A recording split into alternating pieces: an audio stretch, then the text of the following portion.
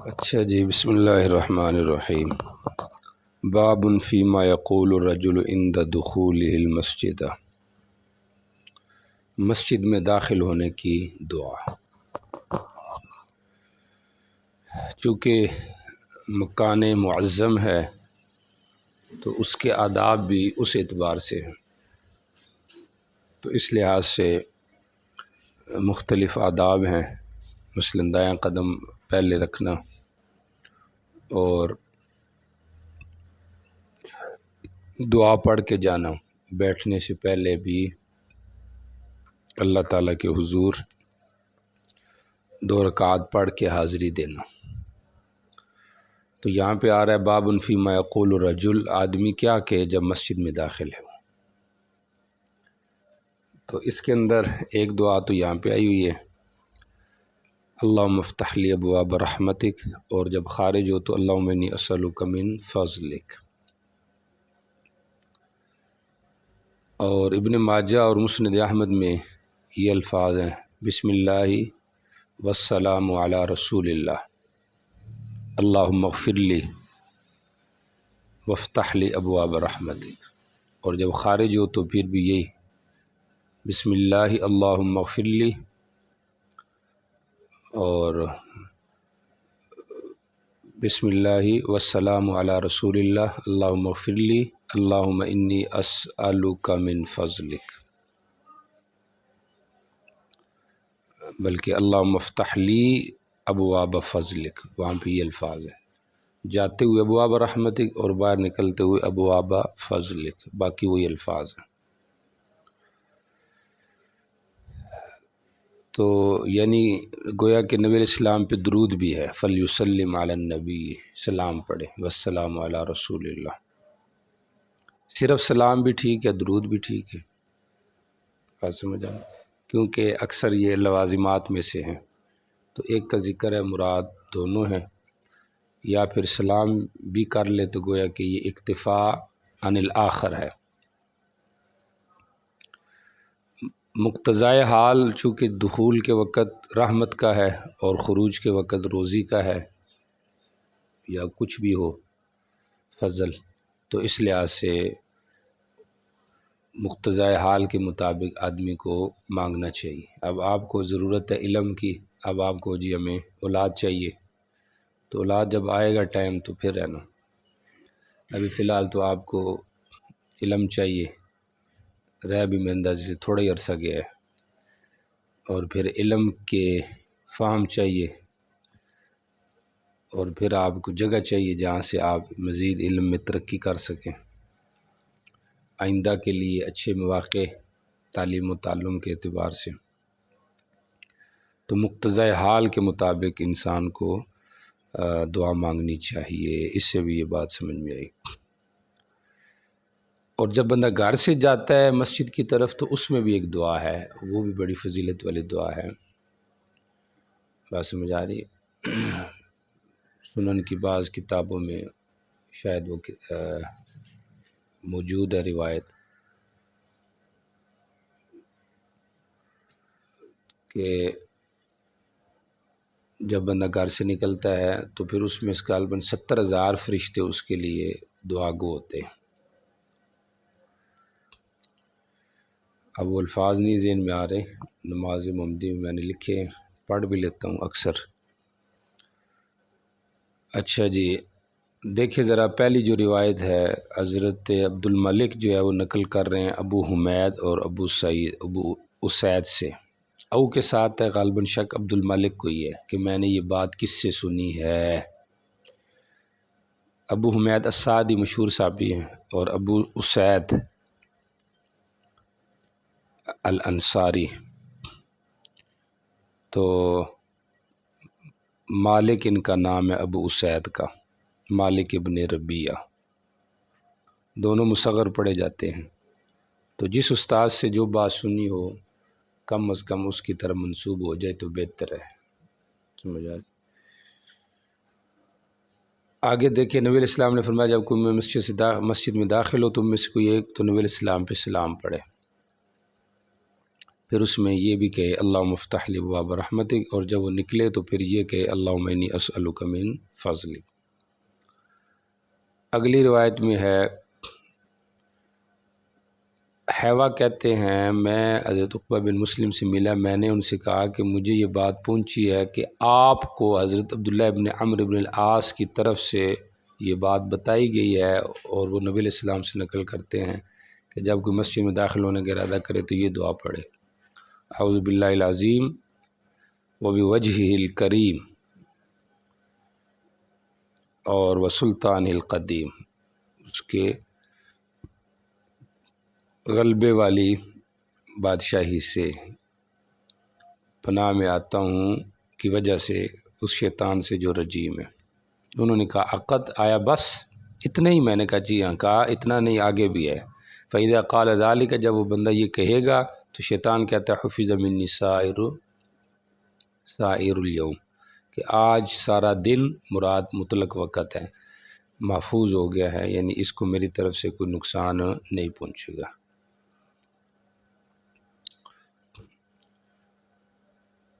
جی ٹھیک ہو گیا۔ باقی یہاں پہ نبی علیہ السلام خود بھی اپنے اوپر درود پڑھتے تھے،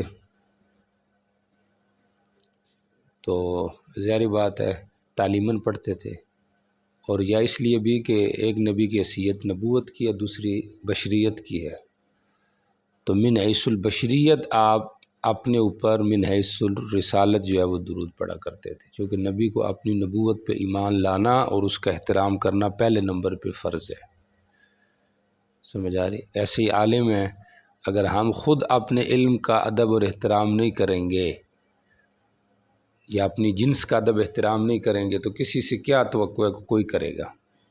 اس لیے علماء کے لیے، آپ کے لیے خاص طور پہ اگر آپ کو یاد رہے تو، یاد رہنا بھی تو مشکل ہے کیونکہ چھوٹوں کی باتیں عموماً چھوٹی رہتی ہیں، یاد رہنا مشکل ہوتا ہے۔ عالم کی غیبت نہیں کرنی چاہیے، یہ ہمیشہ یاد رکھیں، اس کا نام اچھے احترام سے لینا چاہیے۔ اختلافات میں بھی یہ کوشش کرنی چاہیے، اس میں بہت زیادہ فوائد ہے، سمجھ آ رہی؟ اور یہ بات اگر نہ سمجھ میں آئے تو کسی وقت بندہ جو ہے نا وہ انفرادی بیٹھ کے، سمجھ آ رہی، اپنا معاملہ اللہ سے کر کے پھر یہ دیکھے کہ اس میں میں صادق ہوں یا کاذب ہوں، کیونکہ جب عالم کا نہیں کرے گا، مثلا آپ ایک بستی میں ہیں، شیخ ہے مثلاً، اب یہ کسی کے پیچھے باتیں کرتے ہیں تو وہ سننے والا تو ظاہر بات ہے اس کا یہی تو امام نہیں ہے نا، وہ تو کبھی کبھی اس کے پیچھے بھی نمازیں پڑھتا ہے، تو وہ اس سے بدظن ہو جائے گا، کہے گا یہ قاری صاحب ویسے اس کے پیچھے لگا رہتا ہے، اس میں تو اس طرح کی بات نہیں، یا ہوگی بھی صحیح تو آپ چونکہ ہر مجلس میں ہی بات کرنا، یہ ہم نے دیکھا گاؤں میں نے ایک دو علماء اس وجہ سے فلاپ ہیں، لوگ کہتے ہیں یار وہ بس کسی کے پیچھے لگے رہتے ہیں، پھر جب اس کو پہنچے گی بات کہ حضرت تو مجھے معاف نہیں کرتے تو کم از وہ بھی پھر کیا ہو جائے گی، نفرت کرنے لگ جائے گی، تو زبان سے اعتراض کرنا چاہیے۔ ہاں اگر کسی کی اصلاح کی فکر ہے تو اس کے پاس جانا چاہیے، کہنا چاہیے آپ میں یہ کمی ہے، یا اصلاح کی کوشش کریں لیکن حد کے بقدر، شخصی گفتگو کرنا، سمجھ آ رہی، کسی کے پیچھے نام لے کے کرنا تو یہ تو تکلیف مالا یطاق ہے، اس کے نقصانات زیادہ ہیں بنسبت کس کے فوائد۔ جی چلیں، مسجد میں جب داخل ہوتا ہے تو کیا پڑھنی، جا کے نماز پڑھنی، اور کیا کرنا ہے، اس کو تحیۃ المسجد کہتے ہیں۔ تحیہ ویسے تو تحفے اور سلام کو کہتے ہیں، لیکن مراد اس سے خاص سلام ہے جو کہ نماز کی صورت میں ہوتا ہے دخول کے وقت۔ تو اب اس میں 5 اختلافات، اگر آپ کی توجہ ہوگی میں تیزی سے وہ بیان کرتا ہوں۔ حکم تحیۃ المسجد کیا ہے، فقہ الحدیث میں اگر آئیں تو اصحاب الظواہر کے ہاں یہ واجب ہے، امام احمد کے ہاں، اصحاب الظواہر کے ہاں واجب ہے، جمہور کے ہاں یہ سنت ہے۔ اصحاب الظواہر کی دلیل یہ روایات ہے فَلْيُصَلِّ سَجْدَتَيْنِ، امر کا صیغہ ہے، اور جمہور کی روایت وہی حدیث زمام بن ثعلبہ، انہوں نے کہا حل علیہ غیرہن، آپ نے فرمایا لا الا ان تطوع۔ عبداللہ ابن بسر کی روایت امام طحاوی نے نقل کی ہے کہ ایک آدمی پھلانگتے ہوئے آگے آیا کندھوں کو، تو آپ نے فرمایا اجلس، بیٹھ جا، فقد آذیتا، تو نے لوگوں کو تکلیف دی، او کما قال۔ تو وہاں پہ دیکھیں اگر واجب ہوتا تو آپ اس کو کہتے کہ نماز پڑھ، تو آپ نے اس کو بٹھا دیا، تو معلوم ہوتا ہے کہ یہ واجب نہیں۔ دوسرا اختلاف تحیۃ المسجد کہ یہ کس ٹائم پڑھی جائے گی، اوقات مکروہ میں بھی پڑھ سکتے ہیں کہ نہیں، شوافے کے ہاں پڑھ سکتے ہیں، شوافے کے ہاں، جمہور کے ہاں اوقات مکروہ میں اس کو نہیں پڑھا جائے گا۔ دو اختلاف ہو گئے۔ تیسرا اختلاف یہ ہے کہ یہ بیٹھنے سے ساکت ہو جاتی ہے یا پھر بیٹھنے کے بعد بھی بندہ تحیۃ المسجد پڑھ سکتا ہے۔ تو امام مالک کہتے ہیں رحمہ اللہ کہ بیٹھنے سے ساکت ہو جاتی ہے تحیۃ المسجد، سمجھ آ رہی ہے۔ امام شافعی رحمہ اللہ کہتے ہیں کہ بیٹھنے سے، طویل بیٹھنے سے ساکت ہوتی ہے، اور کثیر میں جب کہ آمدن ہو، خطان میں نہیں ہوتی، وہ جلوس قصیر ہے لیکن آمدن ہے، یعنی حاصل یہی ہوا کہ شواف مالکیہ تقریباً ساکت ہونے کے قائل ہیں۔ پیچھے رہ گئے امام احمد اور امام ابو حنیفہ، ان حضرات کے ہاں جلوس سے ساکت نہیں ہوتی، سمجھ آ رہی، بلکہ دوبارہ بھی اٹھ کے وہ کیا کر سکتا ہے، تحیۃ المسجد پڑھ سکتا ہے۔ تیسرا اختلاف یہ ہے، چوتھا، کہ یہ صرف مصلی کے لیے ہے یا ایک آدمی مار فلم من المسجد ہے، مسجد سے گزر رہا ہے، اس کے لیے بھی ہے۔ مالکیہ کے ہاں صرف اس کے لیے جو مسجد میں آئے نماز کے لیے، کیونکہ یہاں پہ روایت میں الفاظ آ رہا ہے من قبل ان یجلس، بیٹھنے سے پہلے، جو آدمی مرور کر رہا ہے اس کے لیے نہیں ہے، سمجھ آ رہی۔ اور جمہور کے یہاں یہ ہے کہ نہیں، یہ بیٹھنے والے کے لیے بھی، اور جو آدمی وہاں سے گزر رہا ہے مثلاً، تو اس کے لیے بھی ادباً یہ ہے کہ وہ پہلے پڑھ لے پھر آگے گزرے۔ کتنے اختلاف ہو گئے ہیں؟ 4۔ پانچواں یہ ہے کہ تنفل برکعت فی تحیۃ المسجد، ایک رکعت تحیۃ المسجد پڑھنا۔ ویسے تو امام شافعی اور امام احمد اس کے قائل ہیں کہ ایک رکعت نفل جائز ہے،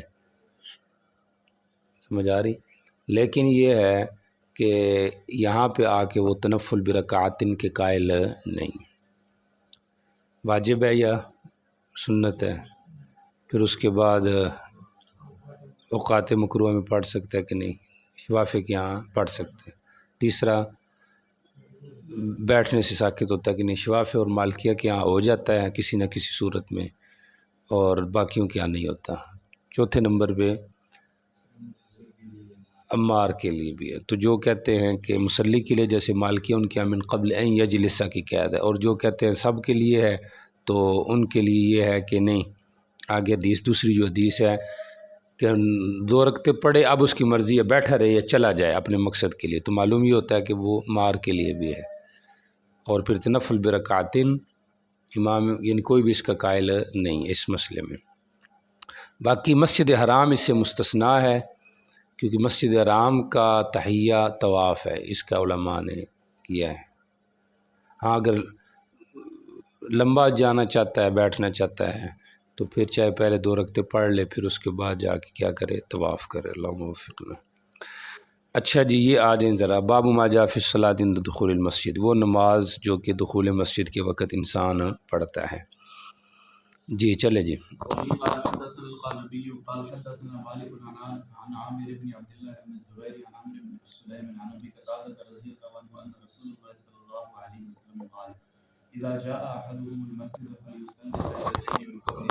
جب تم میں سے کوئی ایک مسجد میں آئے تو 2 رکعت نماز پڑھے پہلے اس کے کہ بیٹھے۔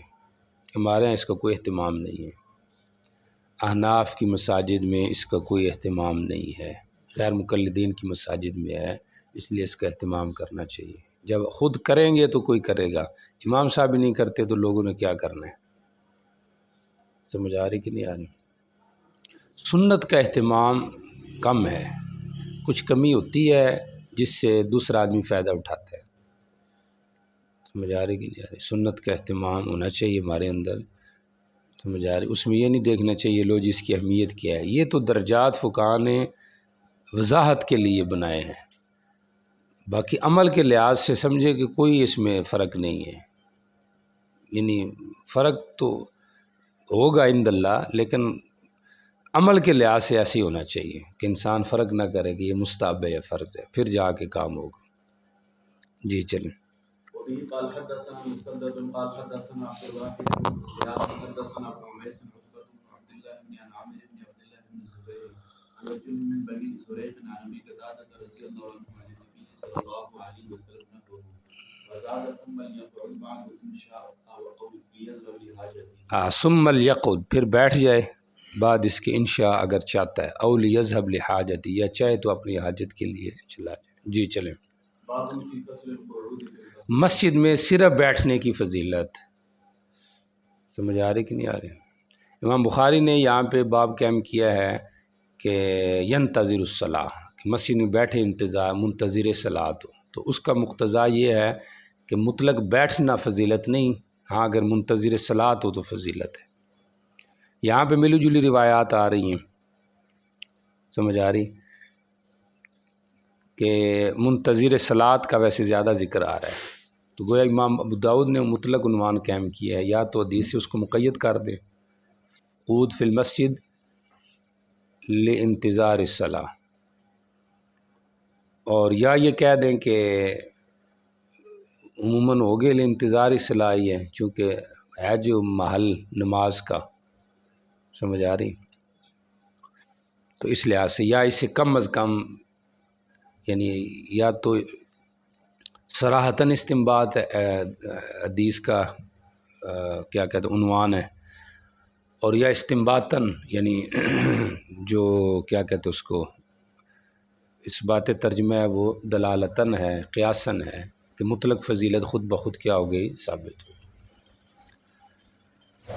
تو یہ بھی اچھی چیز ہے، اللہ عمل کی توفیق دے۔ اب مسجد کو مرکز بنائیں، اب شادیوں پہ جانا ہو تو بجائے کسی کے گھر میں جا کے بیٹھنے کے بندہ مسجد میں چلا جائے، سمجھ آ رہی؟ یہ مولانا ظہور الحق صاحب جو فوت ہو گیا رحمۃ اللہ علیہ، حسن ابدال والے، ان کے بارے میں یہ ہے کہ یہ عموماً کسی کے یہاں جاتے، بلکہ اپنے مدرسے میں بھی کہتے ہیں گھر نہیں سوتے تھے، مسجد میں مدرسے میں سوتے تھے اکثر، یعنی تھوڑا نہیں اکثر، تو یہ اہتمام ہو جائے تو بڑا بہتر ہے، سمجھ آ رہی کہ نہیں آ رہی؟ کہ بجائے آگے پیچھے جو بیٹھنے تو بندہ مسجد میں چلا جائے، لیکن ہم ہوتے ہیں مسجد سے تنگ، ہم کہتے لو یار مسجد ہے چلو ادھر سے نکلیں کسی اور جگہ جائیں، تو بہرحال یہ فی نفسی فضیلت کی چیز ہے، اللہ تعالیٰ اس پہ بھی توفیق عطا فرمائے۔ جی چلیں جی۔ وبه قال حدثنا القانبي عن بالد عن ابي الزناد عن الأعرج عن ابي هريرة رضي الله عنه ان رسول الله صلى الله عليه وسلم قال الملائكة تصلي على احدكم ما دام في مصلاه الذي يصلي فيه ما لم يحدث او يقول اللهم اغفر له اللهم ارحمه، فرشتے دعائے مغفرت کرتے رہتے ہیں تم میں سے ایک پر جب تک کہ وہ اپنی مصلی میں رہے، الذی یصلی فی، جس میں وہ نماز پڑھتا ہے۔ اب مصلی سے مراد خاص مصلی جہاں سے نماز پڑھی ہے، یہ مطلق مسجد ہے، دونوں قول ہیں۔ ما لم یحدث، جب تک کہ اس کو بے وضو نہ ہو یا کھڑا نہ ہو، کیا دعا کرتے ہیں؟ اللہم اغفر لہ اللہم ارحمہ، سمجھ آ رہی؟ تو حقیقی معنی تو وہی مصلی ہوگا جہاں پہ اس نے نماز پڑھی ہے، تو نماز پڑھ کے اسی جگہ پہ بیٹھنا، ذکر اذکار کرنا، تو یہ گویا کہ فرشتوں کی دعا کا ایک ذریعہ ہے۔ باقی وَيَسْتَغْفِرُونَ لِلَّذِينَ آمَنُوا سورہ مومن میں ہے، ایمان والوں کے لیے، یہاں پہ فرق دونوں میں ہے، وہاں پہ صرف استغفار ہے، یہاں پہ ساتھ رحمت کی دعا بھی ہے۔ جی چلے جی۔ وبه قال حدثنا القانبي عن بالد عن ابي الزناد عن الأعرج عن ابي هريرة رضي الله عنه ان رسول الله صلى الله عليه وسلم قال لا يزال احدكم في صلاة ما كان في الصلاة فاحرصوا لا يمنعه ان ينطلق الى اهله الا الصلاة، ہمیشہ تم میں سے ایک نماز کے اندر ہوتا ہے جب تک کہ نماز اس کو روکے رکھے، اور نہ روکے اس کو گھر کی طرف جانے سے مگر نماز، تو حکماً یہ بھی نماز کے اندر ہے کیونکہ نیت اس کی نماز کی ہے۔ جیسے آپ ہے جمعرات جمعہ چھٹی ہوتی ہے مثلاً، تو آپ گھروں کو نہیں پڑھائی نہیں ہوتی، لیکن آپ پھر بھی طالب علم ہیں کیونکہ آپ انتظار میں ہیں جمعے والے دن بھی کہ جمعہ ختم ہوتا ہے کہ ہفتے کے دن ہم کیا پڑھیں، سبق پڑھیں، تو اس لیے آپ جمعے والے دن بھی طالب علم ہی ہیں۔ جی چلیں۔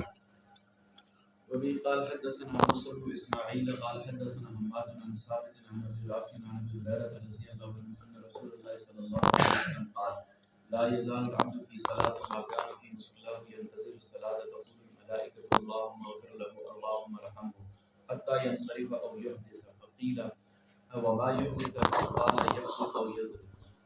نبی علیہ السلام نے فرمایا ہمیشہ بندہ نماز میں ہوتا ہے جب تک وہ اپنی نماز کی جگہ میں ہو، منتظر صلاۃ ہو۔ فرشتے کہتے ہیں اللہم اغفر لہ،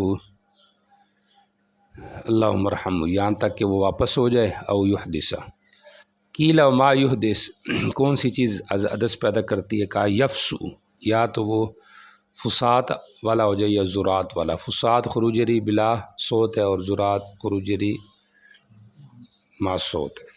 باقی اس حدیث کا تعلق پہلے سے بھی ہے، منتظر صلاۃ کے ساتھ بھی اس کا تعلق ہو سکتا ہے اور بعد الصلاۃ سے بھی تعلق ہو سکتا ہے۔ دوسری حدیث سے پتہ چل رہا ہے مصلی ینتظر الصلاۃ۔ اب ینتظر الصلاۃ کا مطلب یہ بھی ہو سکتا ہے ینتظر الصلاۃ مال جماع، اور ینتظر الصلاۃ کا مطلب یہ بھی ہو سکتا ہے کہ چلو میں نے ابھی جو آگے نماز نفل پڑھنی ہے تو بجائے آگے پیچھے جانے کی میں ادھر ہی انتظار کرتا ہوں، ابھی پڑھ لیتا ہوں نفل۔ تو بعض لوگوں کو یہ عادت ہوتی ہے کہ فرض نماز کے بعد اپنی جگہ پہ نہیں بیٹھتے، قصداً کھڑے ہو جاتے ہیں، تو اس میں خروج قصداً میں وہ نہیں کرنا چاہیے، جلدی نہیں کرنی چاہیے۔ سمجھ آ رہی؟ ہمارے ہاں بس سمجھ لیں کہ کچھ چیزیں میڈیا کی طرح ہوتے ہیں نا، ایسے کچھ مسائل میڈیا کے بن جاتے ہیں، نام ان کو دے دیتے ہیں سنت کا، لیکن وہ ایک سمجھیں رخ ہوتا ہے، ورنہ جو اہتمام سنت کا ہے وہ ہمیں پتہ ہے کتنا ہے، آپ کو بھی پتہ ہے کتنا ہے۔ نماز کے بعد کے جو اذکار ہیں نبی علیہ السلام سے کئی دعاؤں سے، کئی حدیثوں سے ثابت ہے، سمجھ آ رہی؟ لیکن ہم میں سے کتنے آدمی ہیں جو نماز کے بعد کے اذکار کرتے ہیں؟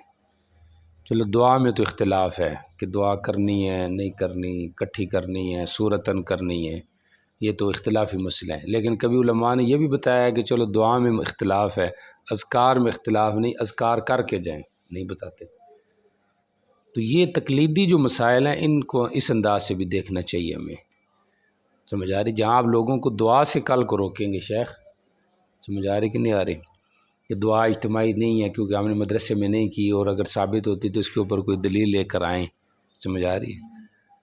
کل کو جب آپ نے یہ کہنا ہے، اور ہم بھی کہتے ہیں، یہ نہیں آپ سمجھے گا ہم نہیں کہتے، ہم بھی گاؤں میں یہی کہتے ہیں، لیکن ان کو یہ بھی بتائیں کہ نماز کے بعد کے اذکار یہ اتفاقی حدیث سے ثابت ہے، اس لیے آپ پہلے یہ کریں نا، جب دعا کی باری آئے گی تو دعا بھی شروع کریں گے، سمجھ آ رہی کہ نہیں آ رہی؟ تو طریقے سے ان کو ہینڈل کریں۔ تو اس پہ کیوں نہیں توجہ ہماری؟ اذکار میں تو کوئی اختلاف نہیں، تو یہ وہ نہیں کرتے ہم، بس نماز پڑھی وہ تسبیح فاطمی جلدی جلدی کر لیتے ہیں، سمجھ آ رہی؟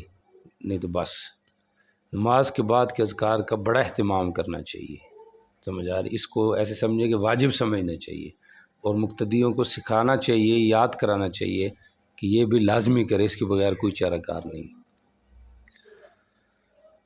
جی چلے آگے چلیں۔ قال حدثنا هشام بن عمار قال حدثنا صدقة بن خالد قال حدثنا عثمان بن ابي العاص القصدي عن عمير بن هاني عن سيدي ابي هريرة رضي الله عنه قال قال رسول الله صلى الله عليه وسلم من اتى المسجد لشيء فهو حوزه۔ یہ حدیث ابو ہریرہ ہی ہے رضی اللہ عنہ، نبی صلی اللہ علیہ وسلم نے فرمایا جو مسجد میں کسی کام کے لیے آئے تو وہ اسی کا حصہ ہے، وہ کام اسی کا حصہ ہے، مطلب اگر وہ اچھی کام نیت کے لیے آیا تو وہ اس کو اجر ملے گا، اگر وہ اس کے لیے نہیں آیا، مشترک کے لیے آیا تو اس کو ملے گا، دنیا کے لیے آیا دنیا کو ملے گا۔ تو اس حدیث سے پتہ چلا کہ نفس قعود فی المسجد بھی ایک قسم کی عبادت ہے، چونکہ جو صرف بیٹھنے کے لیے آیا تو اچھا بیٹھنا مسجد میں، ظاہر بات ہے محل رحمت ہے، تو اس کو اس حد تک اس کو ثواب ملے گا۔ جی چلے جی۔ باب في كراهية انشاد الزالة في المسجد۔ مسجد میں گم شدہ چیز کا اعلان کرنا مکروہ ہے، سمجھا؟ انشاد کہتے ہیں مطلق تعریف کو، اور نشد ینشد مجرد سے اس میں تعریف اور طلب دونوں کا معنی پایا جاتا ہے، اصحاب لغات یہ کہتے ہیں۔ تو اس کی کراہت تقریباً اتفاقی ہے، سمجھ آ رہی، اور وجہ کراہت یہی ہے کہ مسجد اس کے لیے بنائی نہیں گئی۔ ہاں اگر مسجد کے اندر سے کوئی چیز گم ہو جائے تو پھر اس کا اعلان کرنا، چونکہ وہ ضرورت کی بنا پر ہے اور اس کا پتہ ہے کہ یہاں کے ہی لوگوں کے لیے، تو اس میں فقہاء نے اس کی اجازت دی ہے۔ باہر کی چیز کا اعلان مسجد میں نہیں، باقی ضرورت سے استنباط ہے، باقی فوتگی کا اعلان، یہ وہ اعلان، باقی چیزیں یہ بھی کیا ہیں، درست ہو جائیں گے۔ باقی صراط النصوص میں تو شاید نہ ہو اعلان فوتگی کا مساجد میں، تو یہ ان پہ حجت ہوگا جو کہتے ہیں کہ جی صرف قرآن حدیث ہے، ضرورت کو نہیں علت بناتے، جی کہ ان کے خلاف ہو جائے گا کہ مسجد میں تو منع آیا کہ کوئی اعلان نہیں کرنا، سمجھ آ رہی؟ جی چلے آگے چلیں۔ وبه قال حدثنا عبيد الله بن عمر الجشمي قال حدثنا عبد الله بن يزيد قال حدثنا حيوة بن شريح قال سمعت ابا الاسود يقول اخبرني ابو عبد الله بن شداد انه سمع ابا هريره رضي الله عنه يقول سمعت رسول الله صلى الله عليه وسلم يقول من سمع رجلا ينشد زادة في المسجد فليقل لا اداه الله اليك فان المساجد لم تبن لهذا۔ ينشد زالتن، زالہ ویسے بولا جاتا ہے جانور حیوان پر، اور لقطہ جو ہے یہ بولا جاتا ہے عام چیزوں پر جو غیر ذی روح۔ اب وہ اس کے لیے یہ کہ لا ادا، تو لا بمعنی ما کیا ہے، ما ادا اللہ، لا کا دخول ماضی پر نفی کے لیے آتا رہتا ہے، لا صدق ولا صلی، لا ادا اللہ تجھے تیری طرف نہ لوٹائے، یعنی یہ گویا کہ اس کے لیے بد دعا ہے، سمجھ آ رہی؟ تو کیا نبی علیہ السلام بد دعا کی اجازت دے رہے ہیں؟ سمجھ آ رہی؟ تو کہتے ہیں جی بالکل، چونکہ گناہ کثیر ہے، سمجھ آ رہی ہے، یہ زجر پر محمول ہے کہ اس کو یہ کہنا چاہیے تاکہ اگلے کو ڈر آئے، یار کیا کہہ رہے ہو، سمجھ آ رہی؟ یا یہ لا پیچھے کے ساتھ ہے، لا تنشد، اعلان وغیرہ نہ کرو، ادا اللہ علیہ کا، اللہ تجھے لوٹا دے گا مسجد، فإن المساجد لم تبن لہذی، مساجد اس لیے نہیں بنائی گئی کہ یہاں پر ان چیزوں کے کیا کیے جائیں، اعلانات کیے جائیں، سمجھ آ رہی؟ تو آدمی کو مزاج میں نرم ہونا چاہیے، سخت مزاجی ہر جگہ پہ مفید نہیں، نقصانات زیادہ ہیں، سمجھ آ رہی؟ امام جب بندہ ہوتا ہے نا خطیب، تو وہ یہ سمجھ رہا ہوتا ہے کہ لوگ تو میرے آگے نہیں بولتے، تو اس لیے میں جیسے ان کو کھینچوں تانوں تو کام چل جائے گا، تو اس کے نقصانات ہوتے ہیں۔ نبی علیہ السلام اپنے مقتدیوں سے، امت سے کتنے محبت والے معاملات کر رہے ہیں، ان کو سمجھا رہے ہیں۔ سختی وہاں پہ آپ نے دکھائی ہے جہاں پہ آپ نے سمجھا کہ اب عمل کی باری ہے اور اب اس میں کوئی دوسری رائے نہیں، تو اس میں آپ نے سختی کی ہے۔ باقی جو تعلیم کے مسائل ہیں تو ان میں آپ نے سختی نہیں کی ہے، بلکہ سمجھایا ہی ہے زیادہ سے زیادہ، تاکہ لوگ جو ہے نا وہ سمجھیں، لم تبن لہذی۔ جی چلے جائے گی چلے۔ باب فی کراہیت البزاق فی المسجد۔ جب منہ میں ہو تو اس کو ریق کہتے ہیں، ریق، تھوک، اور جب باہر نکل آئے تو وہ بزاق یا بساق یا بساق، بالسین یا بالصاد، ٹھیک ہو گیا۔ حکم اس نفس بزاق کا اصول حدیث کے حوالے، فقہ الحدیث کے حوالے سے ابراہیم نخعی وغیرہ کی رائے یہ ہے، حضرت سعید بن مسیب کی، کہ یہ کیا ہے، حرام ہے، بزاق حرام ہے، اور جمہور کی رائے یہ ہے کہ یہ حرام نہیں۔ یہ جو کتابیں ہیں نا جو طبقہ ثالثہ میں ہیں، ان کا ہونا بھی بندے کے پاس ضروری ہے، تب بندہ عالم پورا بنتا ہے۔ نرا سیاستہ اور قرآن ہوگا نا سامنے اور باقیوں سے بے خبر ہوگا تو عالم بھی گمراہ ہو جائے گا، سمجھ آ رہی؟ کیونکہ اس کے سامنے تو تھوڑا سا علم ہوگا، اس کو تو یہ نہیں پتہ صحابہ تابعین نے کیا کیا ہے، سمجھ آ رہی؟ اور اس کتابوں کے اندر صحابہ تابعین کے حوال موجود ہیں، تو جب وہ ان کے سامنے وہ حوال ہوں گے تو اس کو پتہ ہوگا کہ اس مسئلے میں تو یہ بھی ہے، یہ بھی ہے، یہ بھی ہے، تو اب وہ جب بات کرے گا تو سوچے گا کہ نہیں ایسے نہیں، یہ بھی ہے، سمجھ آ رہی؟ تو بہرحال جمہور کے یہاں جو ہے نا یہ حلال ہے، اور باقی یہ کہ حرام نہیں ہے۔ پیچھے رہ گیا اس کی کراہت، تو ظاہر بات ہے بزاق فی المسجد جو ہے یہ احترام کے خلاف ہے، لہٰذا یہ کیا ہے؟ مکروہ ہے۔ سمجھ آ رہی کہ نہیں آ رہی؟ جی چلے آگے چلیں۔ وبه قال حدثنا مسلم بن ابراهيم قال حدثنا هشام وشعبة وقال عن قتادة عن انس بن مالك رضي الله عنه ان النبي صلى الله عليه وسلم قال الطفل في المسجد خطيئة وكفارته ان يواريه۔ جی مسجد میں تھوکنا یہ گناہ ہے اور اس کا کفارہ یہ کہ اس کو چھپا دے۔ جی ٹھیک ہو گیا۔ وبه قال حدثنا مسدد قال حدثنا ابو عوانة عن قتادة عن انس رضي الله عنه قال قال رسول الله صلى الله عليه وسلم ان البزاق في المسجد خطيئة وكفارتها دفنها۔ جی ٹھیک ہو گیا۔ وبه قال حدثنا ابو كامل قال حدثنا يزيد يعني ابن زريع عن سعيد عن قتادة عن انس بن مالك رضي الله عنه قال قال رسول الله صلى الله عليه وسلم النخاعة في المسجد فذكر مثله۔ جی رینٹ جو ناک سے نکلتی ہے، بلکہ بلغم ما یخرج من اقصى الحلق، جو بلغم نکلتی ہے گلے سے یہ مسجد کے اندر گرانا یہ کیا ہے؟ گناہ ہے۔ جی چلے۔ قال حدثنا القانبي قال حدثنا ابو مودود عن عبد الرحمن بن ابي حضر الاسلمي سمعت ابا هريره رضي الله عنه يقول قال رسول الله صلى الله عليه وسلم من دخل على المسجد فبصق فيه او تنخم فليحفر وليدفنه فان لم يفعل فليبزق في ثوبه ثم ليخرج به۔ جو آدمی اس مسجد میں آئے، اس میں تھوک یا بلغم پھینکے تو پس چاہیے کہ فلیحفر، گڑھا کھودے اور اس کو دفن کر دے۔ اگر ایسے نہیں کرتا تو اپنے کپڑے میں تھوک پھینکے، ثم لیخرج بھی، پھر اس کو کیا کر دے؟ نکال لے۔ جی چلیں۔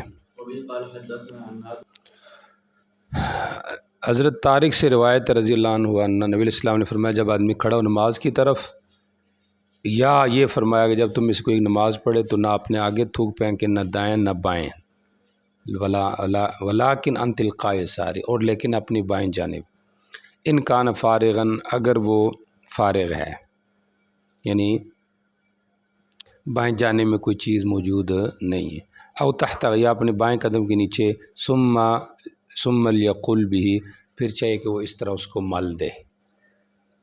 قال یقول کی معنی آتے یہاں پہ مل دے، اس کو رگڑ دے، صاف کر دے۔ توجہ کرے یہاں پہ شرائع حدیث میں امام نووی اور قاضی ایاز کا اختلاف ہے۔ امام نووی کے ہاں کراہت بزاق فی المسجد کی یہ مطلقاً ہے، چاہے اس کو چھپائے یا نہ چھپائے، چونکہ یہ مسجد کی تعظیم کے خلاف ہے۔ قاضی ایاز کی رائے یہ ہے کہ نہیں، کراہت اور گناہ تب ہے جب اس کو نہ چھپائے، سمجھ آ رہی، اور اگر چھپا دے تو پھر کوئی گناہ نہیں ہے۔ حضرت ابن حجر نے ان کی تشریح اس انداز سے کی ہے کہ یہاں پہ دو روایتیں ہیں۔ پہلی روایت دیکھیں حضرت انس کی، اس میں مطلقاً طفل فی المسجد کو گناہ قرار دیا ہے، اور یہ جو روایت ابھی آئی ہے حضرت طارق بن عبداللہ کی حدیث، یہاں پہ اجازت دی ہے کہ بائیں جانب پھینک لے، یہاں پہ اس کو گناہ قرار نہیں دیا۔ تو گویا کہ دونوں قسم کی روایتیں ہیں، گناہ کی بھی ہے، اجازت کی بھی ہے۔ تو حضرت نووی نے گناہ کی روایت کو مدار بنایا ہے، بنیاد، اور انہوں نے اجازت کی کو۔ سمجھ آ رہی کہ نہیں آ رہی؟ تو حاصل اختلاف یہ بھی ہو سکتا ہے کہ ایک آدمی مسجد سے باہر نماز پڑھ رہا ہے، فرض کریں، سمجھ آ رہی، تو قاضی ایاز کے یہاں بھی جائز اور امام نووی کے یہاں بھی جائز۔ مسجد میں پڑھ رہا ہے تو امام نووی کے یہاں ٹھیک نہیں، قاضی ایاز کے یہاں ٹھیک ہے، سمجھ آ رہی، لیکن اب بعد میں دفن نہیں کرے گا تو پھر گناہ ہے، اگر دفن کر دے تو کوئی گناہ نہیں۔ بات سمجھ آ رہی؟ جی چلے آگے چلیں۔ قال حدثنا سليمان بن داود قال حدثنا حماد قال حدثنا ايوب عن نافع عن ابن عمر رضي الله عنهما قال بينما رسول الله صلى الله عليه وسلم يخطب يوما اذا راى نخامه في قبلة المسجد فتغيظ على الناس ثم حكها قال واحسبه قال فدعا بزعفران فلطخه به قال وقال ان الله تعالى قبل وجه احدكم اذا صلى فلا يبصق بين يديه۔ خطبہ دے رہے تھے اس دوران کہ نبی علیہ السلام نے ایک بلغم دیکھی مسجد کی قبلے کی جانب میں، تو آپ لوگوں پہ غصے ہو گئے، پھر اس کو رگڑا، اب زعفران منگوائی اور رگڑ دی اور کہا کہ سامنے تو اللہ کی ذات ہے، جب تم میں سے کوئی نماز پڑھے تو اپنے دائیں بین یدئی اپنے آگے نہ تھوکے۔ تو اللہ تعالیٰ کی ذات تو ہر طرف ہے، لیکن چونکہ نسبت احترام کے لحاظ سے جو اعظم جہت ہے اس کی طرف کی جاتی ہے، یا تصور مصلی کے اندر یہ ہے کہ اللہ تعالیٰ سامنے ہے خاص نماز میں، یعنی چونکہ قبلہ سامنے ہے تو میں اللہ کے سامنے کھڑا ہوں، تو اس لحاظ سے آپ نے منع کیا ہے۔ سمجھ آ رہی کہ نہیں آ رہی؟ جی چلیں۔ وبه قال حدثنا يحيى بن حبيب بن عربي قال حدثنا خالد بن بن حارث عن محمد بن عجلان عن عياض بن عبد الله عن ابي سعيد الخدري رضي الله عنه ان النبي صلى الله عليه وسلم كان يحب العراجين۔ اراجین کہتے ہیں چھڑی کو جو کہ کھجور وغیرہ کی شاخ ہوتی تھی، جی، ولا يزال في يده، ہمیشہ آپ کے ہاتھ میں رہتی تھی، جی۔ فدخل المسجد مسجد میں داخل ہوئے، رقامة في قبلة المسجد ٹھیک ہو گیا، رگڑ دیا، ثم اقبل على الناس منصبا ناراض ہوئے، جی۔ يسوء احدكم ان يمسح کیا تم میں سے کسی ایک کو اچھا لگتا ہے کہ اس کے چہرے میں تھوکا جائے؟ جی، ان احدكم اذا استقبل القبلة فانما يستقبل ربه وہ اللہ تعالیٰ کے سامنے ہوتے ہیں، والملك عن يمينه فرشتے اس کے دائیں جانب ہوتے ہیں، فلا يدخل عن يمينه جی، دائیں طرف نہ تھوکے۔ قبلته وليمسح عن يساره وبتحت قدمه فإن عجل به أمر فليكن قادما۔ فَإِنْ عَجَلَ بِهِ أَمْرٌ، اگر کوئی معاملہ اس کو جلدی پیش آ جائے، یعنی ناگہانی حالت پیدا ہو جائے، تو وہ اس طرح کرے۔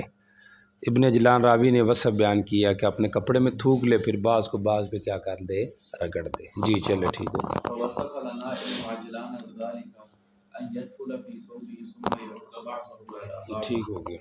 وبه قال حدثنا يحيى بن الفضل السجستاني وهشام بن عمار وسليمان بن عبد الرحمن قالوا حدثنا حاتم يعني بن اسماعيل حدثنا يعقوب بن مجاهد ابو حرزة عن عبادة بن الوليد بن عبادة بن الصامت قال اتينا جابر يعني ابن عبد الله وهو في مسجده، اپنی مسجد میں تھے، ٹھیک ہو گیا۔ قال اتانا رسول الله صلى الله عليه وسلم في مسجدنا هذا، نبی علیہ السلام ہماری اسی مسجد میں ہمارے پاس آئے ہیں، جی۔ وفي يده عرجون بن طاب فنظر فرأى في قبلة المسجد مقامة فأقبل عليها فحدها بالعرجون ثم قال أيكم يحب أن يورث الله عنه وجهه۔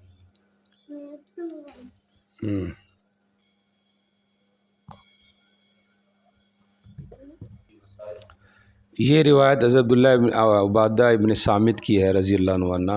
حضرت جابر ہمارے پاس آئے، ہم آئے حضرت جابر کے پاس، اور وہ اپنی مسجد میں تھے، کہنے لگے نبی علیہ السلام ہمارے پاس آئے تھے اپنی اس مسجد میں، ہماری اس مسجد میں، اور آپ کے ہاتھ میں ارجون چھڑی تھی۔ ابن تاب ایک کھجور کی قسم ہے درخت کی، اس کی چھڑی تھی۔ آپ نے قبلے مسجد میں نخامہ دیکھا، بلغم دیکھی، تو آپ اس پہ متوجہ ہوئے اور اس کو ارجون کے ساتھ آپ نے خود کھرچ دیا۔ کہا تم میں سے کوئی پسند کرتا ہے کہ اللہ اس سے اعراض کرے اپنے منہ سے، یعنی اللہ اس سے منہ پھیر لے؟ پھر فرمایا کہ بے شک تم میں سے ایک جب کھڑا ہوتا ہے نماز پڑھتا ہے تو اللہ تعالیٰ اس کے سامنے ہے، نہ دائیں طرف تھوکے نہ سامنے تھوکے، ہاں اپنی بائیں طرف تھوکے، تحت رجلی الیسریٰ، پاؤں کے نیچے۔ فَإِنْ عَجَلَتْ بِهِ بَادِرَةٌ، کوئی جلدی کوئی اس کو امر لاحق ہو جائے، بادرہ معنی بھی جلدی آفت، تو وہ اپنے کپڑے کے ساتھ اس طرح کرے۔ وَوَضَعُ عَلَىٰ فِيهِ، اس میں گرا دے اس کو، اور ثُمَّ دَلَكَهُ، پھر اس کو کیا کر دے، رگڑ دے۔ ثم قال، پھر آپ نے فرمایا ارین عبیرن، عبیر خوشبو مجھے دو، کدھر ہے؟ ایک آدمی قبیلے کا کھڑا ہوا، یشتد الی اہلی، دوڑتا وہ گھر گیا، خلوق لے کر آیا اپنی ہتھیلی میں، نبی علیہ السلام نے اس کو لیا اور ارجون کے سر پہ رکھ کے آپ نے اس کے ساتھ نخامہ کی جگہ پہ رگڑ دیا۔ جابر کہتے ہیں اسی وجہ سے تم خلوق کو اپنی مساجد میں بناتے ہو۔ کئی اساتین ہیں نبی علیہ السلام کی مسجد میں، اللہ زیارت کی توفیق دے، تو اس میں استوانہ حنانہ بھی ہے، استوانہ مخلقہ بھی ہے، استوانہ وفود بھی ہے، استوانہ عائشہ بھی ہے، مختلف قسم کے ستون اب بھی موجود ہیں، ان کے اوپر نام لکھے ہوئے ہیں، تو ان میں ایک مخلقہ بھی ہے جہاں پہ نبی علیہ السلام نے یہ خلوق لگائی تھی۔ تو مسجد کو خوشبودار ہونا چاہیے، سمجھ آ رہی کہ نہیں آ رہی؟ باقی کس طرف پھینکنا چاہیے اس کو؟ دائیں طرف نہیں، کیونکہ دائیں طرف فرشتہ ہوتا ہے، سامنے اللہ کی ذات ہے مثلا، تو بائیں طرف، تو کیا بائیں طرف نہیں فرشتے ہوتے؟ تو اس کا ایک جواب یہ دیا گیا ہے کہ اصل میں دائیں طرف ہوتا ہے لکھنے والا جو امیر فرشتوں کا ہے لکھائی کا، اور بائیں طرف دوسرا ہوتا ہے، اس لیے کہ جب وہ گناہ کوئی بندہ ارادہ کرتا ہے تو دایاں بائیں والے کو کہتا ہے ابھی نہیں لکھنا، ابھی اس نے گناہ نہیں کیا، سمجھ آ رہی؟ اور ایک قول یہ ہے کہ نہیں، بائیں طرف ہوتا ہے شیطان اور دائیں طرف ہوتا ہے فرشتہ۔ جب انسان نماز پڑھا ہوتا ہے طبرانی کی روایت میں، تو دائیں طرف فرشتہ ہوتا ہے اور بائیں طرف شیطان ہوتا ہے، تو چونکہ بائیں طرف شیطان ہے اس لیے کہہ دیا کہ بائیں طرف تھوک لے، سمجھ آ رہی کہ نہیں آ رہی؟ اور بعض نے یہ بھی کہا ہے کہ فرشتے کی بات نہ لیں، مطلقاً دائیں بائیں میں دایات زیادہ تعظیم کے لائق، اس لیے بائیں طرف اس کو گرا دے۔ جی چلے آگے چلیں۔ قال حدثنا احمد بن صالح قال حدثنا عبد الله بن وهب اخبرني عمرو عن بكر بن سوادة الجزامي عن صالح بن كيسان عن ابي سهلة سائب بن خلاد الذي خبره قال احمد من اصحاب النبي صلى الله عليه وسلم ان رجلا اما قوما فبصق في القبلة اس نے قبلے میں تھوک پھینک دیا، جی نبی علیہ السلام دیکھ رہے تھے، فقال رسول الله صلى الله عليه وسلم حين فرغ لا يصلي لكم یہ آئندہ تمہیں نماز نہ پڑھائے، جی فاراد بعد ذلك ان يصلي لهم فمنعوه لوگوں نے روک دیا، ٹھیک ہو، بقول رسول نبی علیہ السلام کی بات کی خبر دی، جی ذكر ذلك لرسول الله صلى الله عليه وسلم فقال نعم فحسبت انه قال انك آذيت الله ورسوله، اس نے آ کے نبی علیہ السلام کے سامنے ذکر کیا، یا رسول اللہ آپ نے منع کیا میرے پیچھے نماز نہیں ہوتی ہے، آپ نے فرمایا جی ہاں، میرا یہ گمان ہے، راوی کہتا ہے کہ آپ نے کہا کہ تو نے اللہ اور اس کے رسول کو حکم کو توڑا، گویا کہ تکلیف دی ہے، سمجھ آ رہی؟ تو یہ کراہت تھی گویا کہ، یا تعلیماً آپ نے فرمایا، سمجھ آ رہی کہ نہیں آ رہی؟ تو یہ اس کے اوپر کیا ہے، محمول ہے۔ جی چلے آگے چلے۔ قال حدثنا موسى بن اسماعيل قال حدثنا عمار اخبرنا سعيد بن جرير عن ابي العلاء عن مطرف عن ابيه رضي الله عنه قال اتيت رسول الله صلى الله عليه وسلم وهو يصلي فبصق تحت قدمه بائیں قدم کے نیچے آپ نے تھوک پھینکا ضرورت کی بنا پر، جی پیچھے جو باجماعت نماز ہو رہی تھی آپ دیکھ رہے تھے، تو یہ وفد ہوگا کوئی آیا ہوا، سمجھ آ رہی؟ چونکہ وفود آتے رہتے تھے مسجد نبوی میں، تو اس لحاظ سے ان وہ پھر آپس میں باجماعت نماز ادا کر رہے تھے، جی وبه قال حدثنا مسدد قال حدثنا يزيد بن زريع بن سعيد الجريري عن ابي العلاء عن ابيه رضي الله عنه بمعناه قال ثم دلكه بنعل، ٹھیک ہو گیا۔ وبه قال حدثنا قتيبة بن سعيد قال حدثنا الفرج بن فضالة عن ابي سعيد قال رايت واصلة بن الاسقع رضي الله عنه في مسجد دمشق بصق على البواري ثم مسحه برجله وقيل له لما فعلت هذا قال لأنی، جی رسول اللہ صلی اللہ علیہ وسلم یفعلہ۔ دیکھیں یہاں پہ واصلہ بن الاسقا کی روایت ہے، ان کو میں نے دیکھا، ابو سعید کہتے ہیں مسجد دمشق میں، کہ انہوں نے بواری یا بوری اس کے اوپر چٹائی کے اوپر تھوک پھینکا، پھر اپنے پاؤں سے رگڑ دیا۔ ان کو کہا گیا کہ آپ نے ایسے کیوں کیا؟ انہوں نے کہا میں نے نبی علیہ السلام کو ایسے دیکھا کہ آپ کرتے تھے۔ تو یہ روایت اب ظاہراً سے یہ پتہ چل رہا ہے کہ بائیں طرف مطلقاً تھوک پھینکنا آج بھی ٹھیک ہے، چاہے نیچے چٹائی ہو، دری ہو، قالین ہو یا پکا فرش ہو، سمجھ آ رہی؟ لیکن چونکہ یہ ایسے نہیں ہے، کیونکہ حدیث میں تو آیا کہ اس کو چھپانا ہے، تو چھپائے گا کیسے؟ وہ تو اور تلویث ہو جائے گی، کچی مٹی ہو تو پھر تو مسئلہ نہیں ہے۔ نبی علیہ السلام کے دور میں تو نیچے کچھ نہیں ہوتا تھا، آپ کو یاد ہو کنکریاں صحابہ نے نیچے گرائی ہوئی تھی، تو اس لحاظ سے یہ ان کا اپنا اجتہاد ہے۔ نمبر دو، یہ روایت ضعیف ہے کیونکہ اس میں فرج ابن فضالہ راوی ضعیف ہے، اور ابو سعید جس سے یہ روایت کر رہے ہیں وہ مجہول راوی ہے۔ جی چلے آگے چلیں۔ تو مسجد کا احترام اور عزت آپ نے دیکھ لی ہے کتنی ہے، آ رہی کہ نہیں سمجھ؟ اس کی صفائی ستھرائی کے حوالے سے اس کے کیا احکامات ہیں، جی چلیں۔ باب ما جاء في المشرق يدخل المسجد، مشرق مسجد میں آئے گا کہ نہیں آئے گا؟ یہ بھی اختلاف مسئلہ ہے بین الفقہاء۔ تو اصول فقہ الحدیث میں اگر آپ آئیں تو ہمارے ہاں مطلقاً ہر کافر مسجد میں جا سکتا ہے، چاہے حربی ہے، ذمی ہے، کتابی ہے، جو بھی ہے۔ مالکیہ کے ہاں مطلقاً کسی کو دخول مسجد کی اجازت نہیں ہے، مشرکون نجس لا یقربوا المسجد الحرام۔ اور امام شافعی کہتے ہیں رحمہ اللہ کہ مسجد حرام میں ٹھیک نہیں، باقیوں میں جا سکتا ہے۔ امام احمد کے ہاں بھی دونوں روایتیں ہیں، ایک روایت امام شافعی کی طرح ہے اور دوسری روایت میں یہ ہے کہ باذن الامام جا سکتا ہے۔ سمجھ آ رہی؟ اب انما المشرکون نجس ان کا کیا مطلب ہے؟ اس کا جواب یہ دیا گیا ہے کہ نجس اعتقادی ہے، ظاہری نہیں۔ نمبر دو یہ ہے کہ لا یقرب المسجد الحرام، سمجھ آ رہی کہ نہیں آ رہی؟ ان الحج، حج کے لیے مسجد حرام میں نہ جائیں، سمجھ آ رہی؟ اور باقی جو ہے نا وہ ہمارے ہاں جا سکتا ہے۔ اور مصنف کا جو مقصود ہے وہ بھی دخول فی المسجد کی اجازت ہے کہ جانا جائز ہے، اس کے اوپر اس نے روایات کو ذکر کیا ہے۔ جی چلیں جی آگے چلیں۔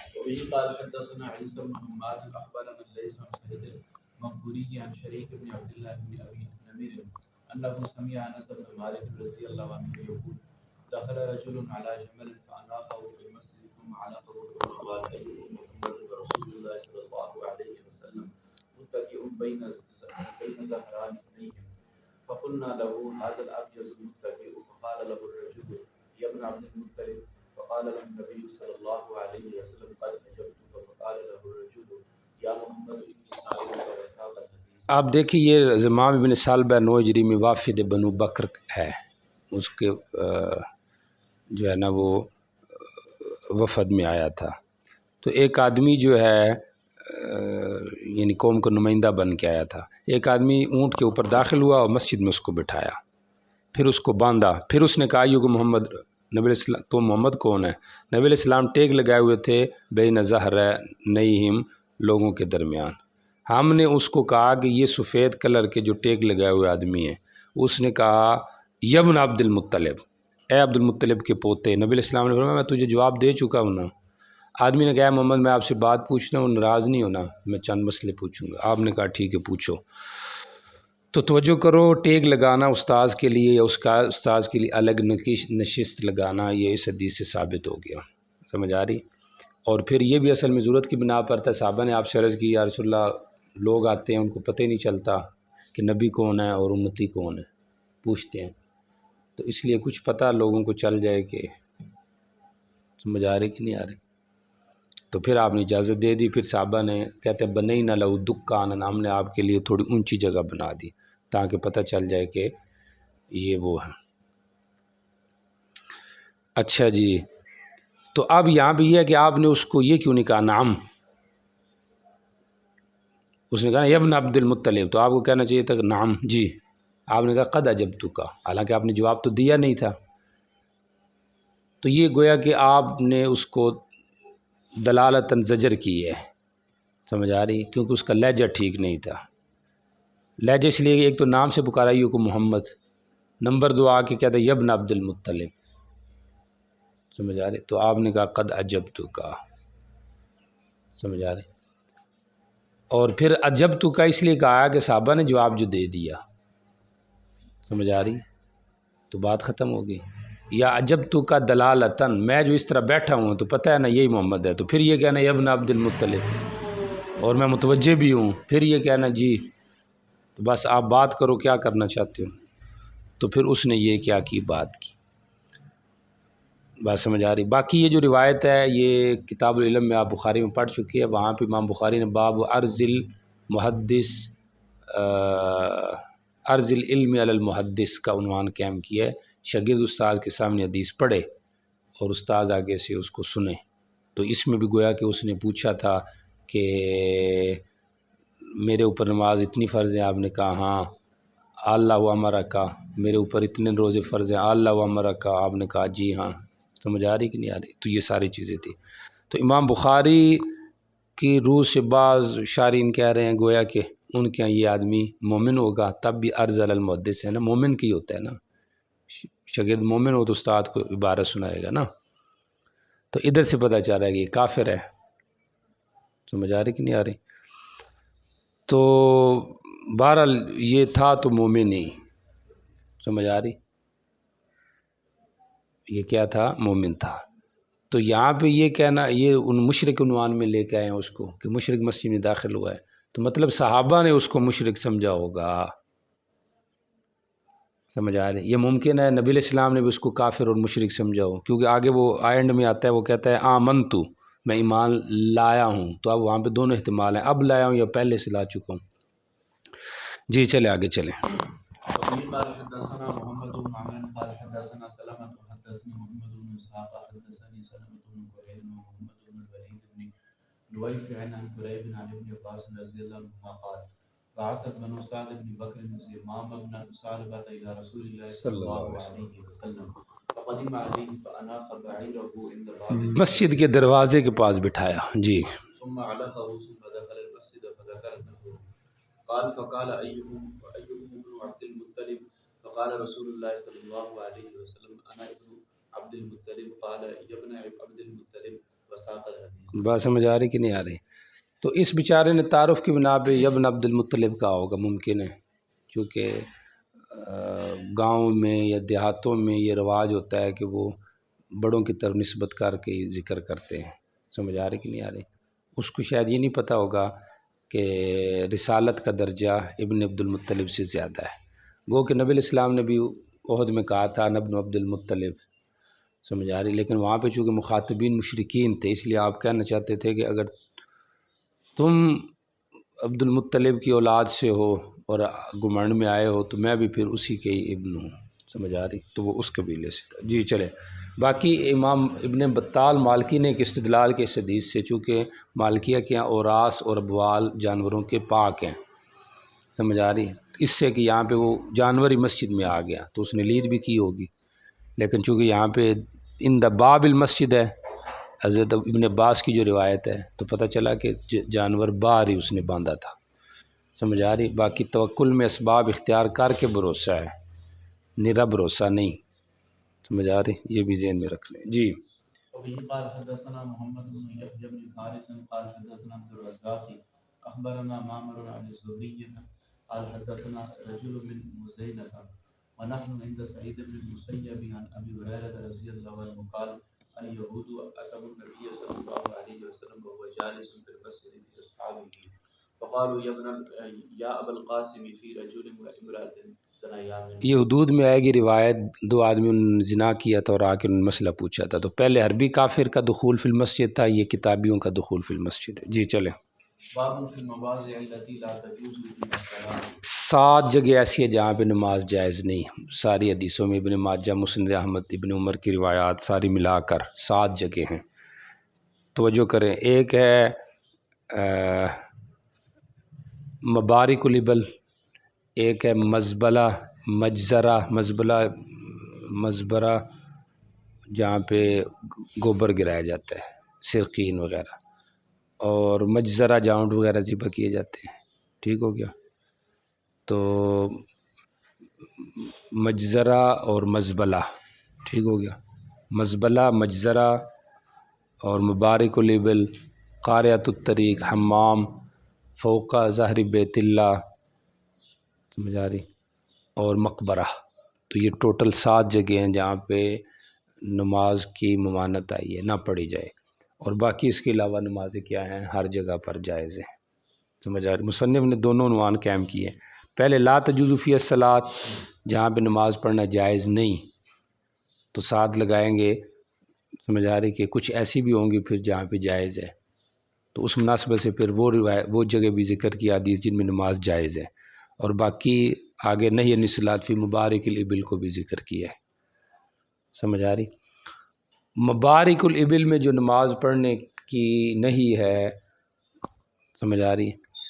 کچھ کے ہاں تو ہے، جیسا کہ امام احمد کے ہاں، سمجھ آ رہی؟ امام مالک کے ہاں یہ نہیں ہے، مبارک الابل میں نماز ہوتی ہی نہیں ہے، کیونکہ حدیث میں آ گیا، چاہے وہ صاف بھی ہو تب بھی نہیں ہوتی ہے، اور حنفی اور شافعی کیا ہو جاتی ہے، سمجھ آ رہی؟ حمام میں اس لیے نہیں ہوتی کہ وہ کشف عورت کی جگہ ہے یا وہاں پہ گندگی ہوتی ہے، تو اس لیے وہاں پہ یا تو ہوتی نہیں، بعض اوقات اگر سطر ہی پورا نہیں، حمام میں عموماً سطر نہیں پورا ہوتا، یا یہ ہے کہ وہ مکروہ ہے۔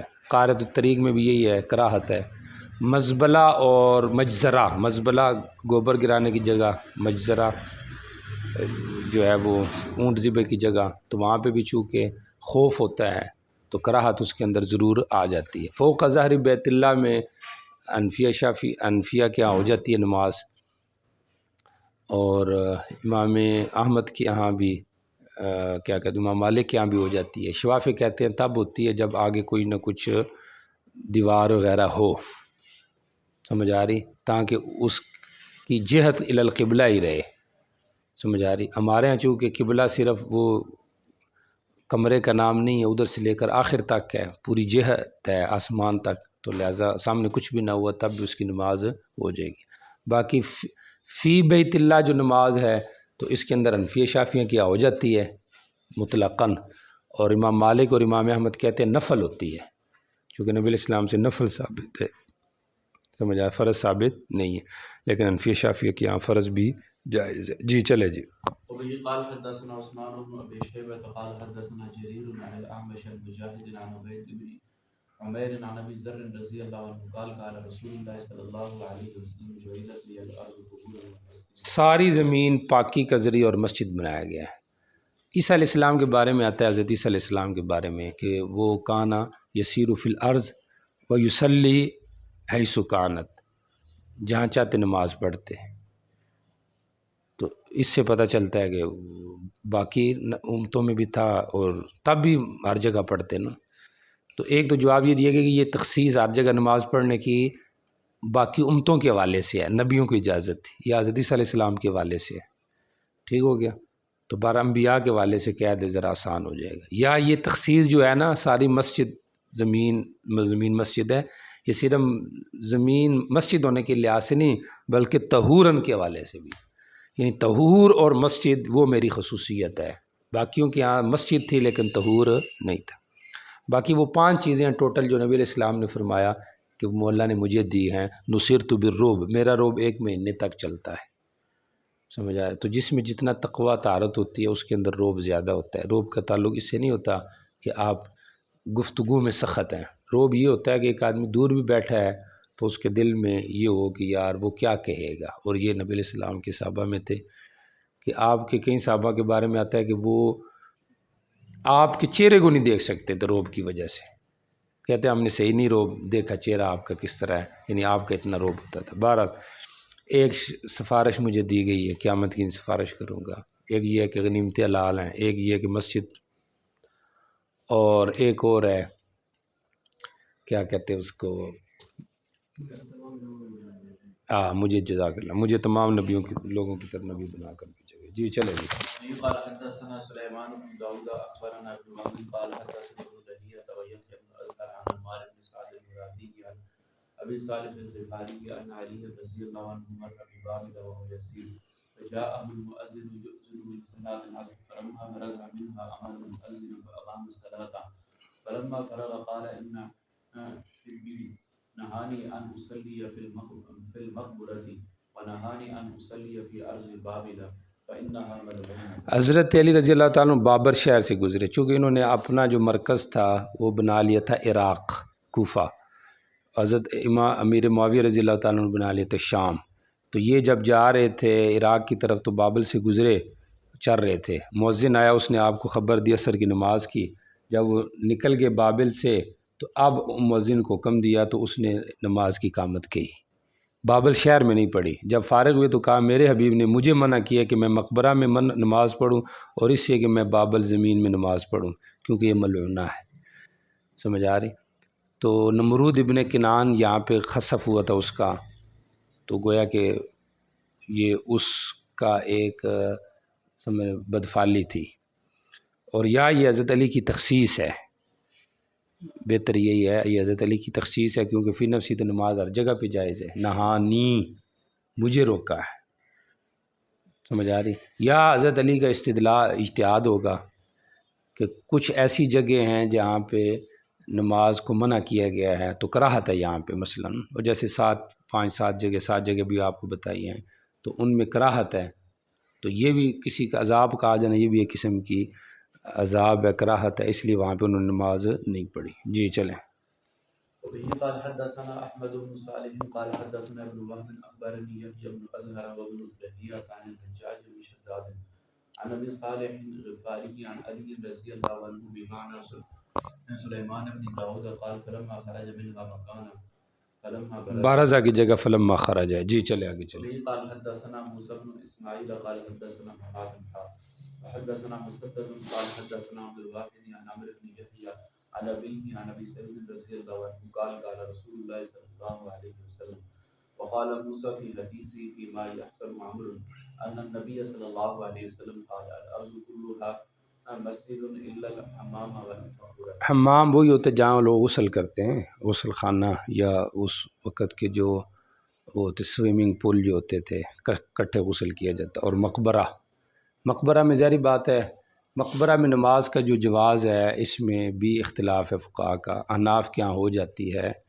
سمجھ آ رہی، جب کہ مصلی گاہ بنا ہوا ہو تو نماز ہو جاتی ہے، اور بعض فقہاء کے یہاں یہ ہے کہ نماز ہوتی ہی نہیں ہے، جیسے کہ امام احمد وغیرہ کے یہاں، سمجھ آ رہی، اور شافعی وغیرہ کے یہاں نماز ہو جاتی ہے لیکن اس کے اندر کراہت ہے۔ باقی دعا مقبرہ میں کرنا یہ بھی ایک مسئلہ آج کل چل رہا ہے، تو دعا قبرستان میں جہت القبلہ ہو کر،